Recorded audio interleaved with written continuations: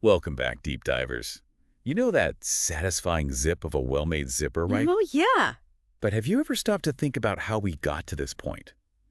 Today, we're going beyond Zipper 101. Okay, You already know the basics, but we're going to uncover the fascinating prehistory of this everyday invention. that's right. We're not going to bore you with how a zipper works. No, Instead, we'll be traveling back in time to 1893 to a world before the zipper as we know it even existed. to 1893. We're diving into a patent from that year for something called a clasp blocker, or unlocker for shoes. Wow.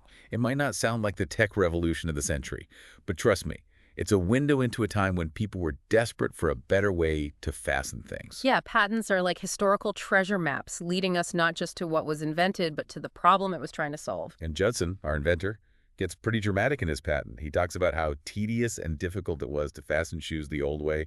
Imagine wrestling with those tiny buttons or trying to get those laces perfectly even every single time. Mm. I can practically feel the frustration in his words. It's fascinating that he specifically focuses on shoes, though.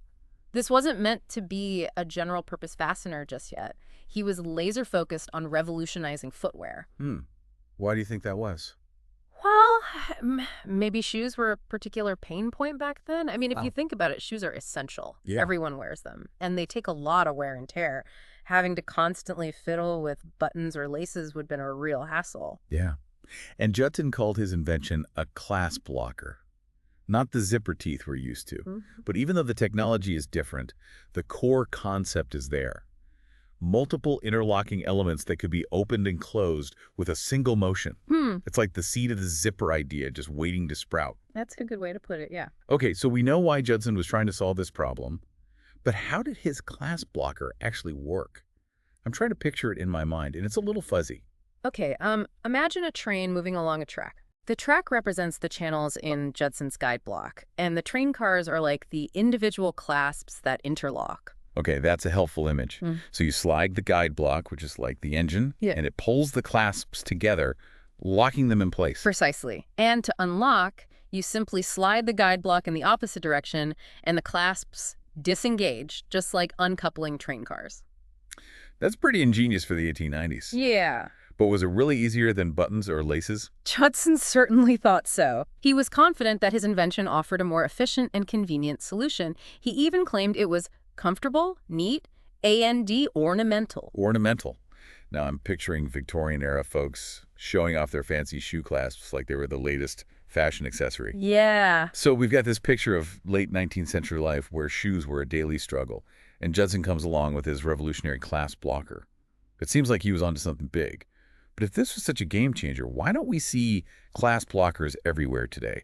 Why did the zipper as we know it ultimately prevail? Well, as with many groundbreaking inventions, the reality didn't quite match the hype. Judson's clasp blocker faced some significant hurdles. So what went wrong? Did those clasps turn out to be less ornamental and more of a pain? It seems the technology, while clever, wasn't quite mature enough. The clasps had a tendency to snag and pop open unexpectedly. Not exactly the reliability and convenience Judson was promising. Oh no. Can you imagine the frustration? You're rushing out the door and suddenly your shoe clasp decides to call it quits. Right. Not a good look. It's a classic case of a great idea running up against the limitations of the time. Yeah. The materials and manufacturing techniques available to Judson simply weren't up to the task of creating a truly durable and reliable clasp blocker. So it's not just about the ingenuity of the design, but also about having the right tools and technology to bring that vision to life. Absolutely. Innovation often hinges on a delicate balance between a brilliant concept and the practical means to execute it. But even though the clasp blocker didn't become a fashion staple, it's still an important part of the zipper's history, right? Without a doubt. Judson's invention, even in its imperfect form, paved the way for future developments. Remember, innovation is rarely a linear process. It's about trial and error, learning from mistakes, and constantly refining and improving upon existing ideas. So Judson, even though he didn't achieve instant success, was essentially a pioneer in the world of fasteners. Exactly. He laid the groundwork for others to build upon, and his work ultimately led to the development of the modern zipper. So what happened next? Did Judson just give up after the clasp blocker failed to take off? Not at all. Judson was tenacious. he continued to work on his invention, collaborating with Lewis Walker, a skilled mechanic and businessman. Okay. Together, they tackled those pesky snags and jams, ultimately developing a more refined version of the clasp blocker called the security fastener. So this is where we start to see the evolution from the somewhat clunky clasp blocker to something closer to the zipper we know and love today. Precisely. The security fastener, while still not perfect, was a significant step forward in terms of reliability and usability. It featured a slider that moved up and down to open and close the interlocking teeth, much like a modern zipper. Okay, now we're talking. A slider. That sounds a lot more familiar. And this new design started to gain some traction. Yeah. It was adopted for use in a variety of applications, from boots and shoes to gloves and tobacco pouches.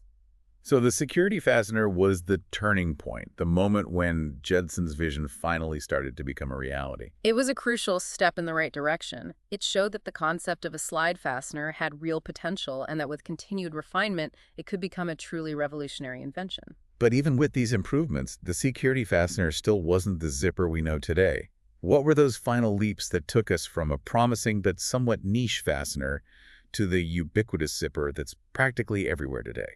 That's a great question, and one that takes us deeper into the fascinating world of innovation, competition, and marketing genius. But before we jump into that, I think it's worth pausing to reflect on something truly remarkable about Judson's journey. What's that? Remember, we started this deep dive by talking about Judson's patent and his focus on shoes. He was driven by this very specific problem of making footwear easier to fasten. Yeah.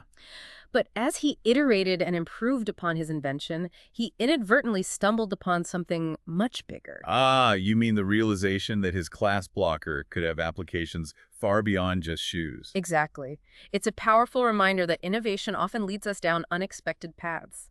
Sometimes the solutions we develop for a particular problem can have unintended consequences, opening up entirely new possibilities and transforming industries we never even imagined. So Judson, in his quest to solve a frustrating footwear dilemma, inadvertently set in motion a chain of events that would change the way we fasten things forever. It's a testament to the power of human ingenuity and the interconnectedness of innovation. Okay, deep divers, we've gone from struggling with shoe buttons to witnessing the birth of a revolutionary fastener.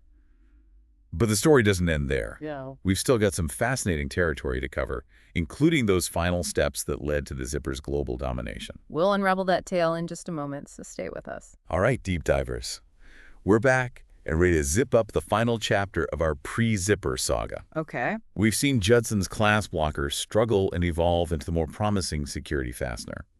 But what were those final leaps that took us from a niche fastener to the ubiquitous zipper we know and love today? Well, the security fastener, while a significant step forward, still had its quirks.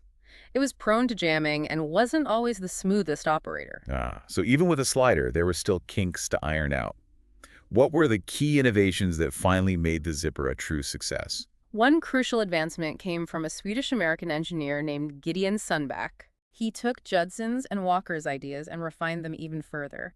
His key innovation was a separable fastener that allowed the two sides of the zipper to be completely separated, making it much easier to put on and take off clothing. That's a huge improvement. I can see how that would have been a game changer, especially for garments. No more wrestling with those stubborn security fasteners. Exactly. Sundback's design also featured a smaller, lighter slider and a more reliable interlocking system, which helped to reduce those pesky jams and snags. So Sundback's refinements essentially perfected the zipper concept, making it the versatile and reliable fastener we know today. He certainly played a critical role in transforming the zipper from a niche product into a mainstream success. But there's another factor we can't overlook: marketing. Ah, yes. Even the greatest invention needs a little help getting noticed. Precisely. In the 1930s, the B.F. Goodrich Company saw the potential of Sundback's improved zipper and decided to give it a catchy name: the Zipper. They even launched a massive marketing campaign touting its convenience and modern appeal. The Zipper. It's such a simple yet perfect name. It really captures the essence of the invention, that quick, satisfying zip sound. And it's stuck. Yeah. B.F. Goodrich started using zippers in their rubber boots, and soon other industries caught on. Zippers began appearing on everything from clothing and luggage to tents and even aircraft. So it wasn't just the technological advancements, but also the clever marketing and strategic partnerships that helped propel the zipper to stardom. Absolutely. It's a reminder that innovation is not just about brilliant inventions, but also about understanding the market, crafting a compelling story, and getting the right people excited about your product. So from Judson's humble clasp blocker to Hmm. Sunback's refinements and B.F. Goodrich's marketing magic, it was a true collaborative effort that brought us the zipper as we know it today. It's a fascinating journey that highlights the interconnectedness of invention, design, and marketing in shaping the products we use every day. We started this deep dive by wondering how we got from those frustrating shoe buttons to the smooth zip of a modern zipper. Now looking back at this incredible chain of events, what stands out to you as the most significant turning point? I think it's tempting to point to a single eureka moment, but the reality is the zipper's evolution was a series of incremental steps, each building upon the work that came before. Judson's initial vision, while flawed, provided the foundation. Sunback's refinements made it more practical, and B.F. Goodrich's marketing savvy brought it to the masses. It's like a relay race of innovation with each participant carrying the torch a bit further down the track. Exactly. And it reminds us that even the most groundbreaking inventions are rarely the work of a single genius. They are the result of collaboration, persistence, and a willingness to embrace both successes and setbacks along the way. That's such an inspiring thought to leave our listeners with. So deep divers, next time you zip up your jacket or your backpack, take a moment to appreciate the fascinating history behind that simple action. It's a story of ingenuity, determination, and the power of collaboration to transform a frustrating problem into an everyday marvel. And perhaps it will inspire you to look around at other seemingly mundane objects and wonder about their hidden stories. What innovations and challenges led to their creation? What might their future hold? Keep those questions bubbling, deep divers. Until next time, keep exploring the world with curiosity and appreciation for the fascinating history behind the things we often take for granted. Thanks for joining us on this deep dive.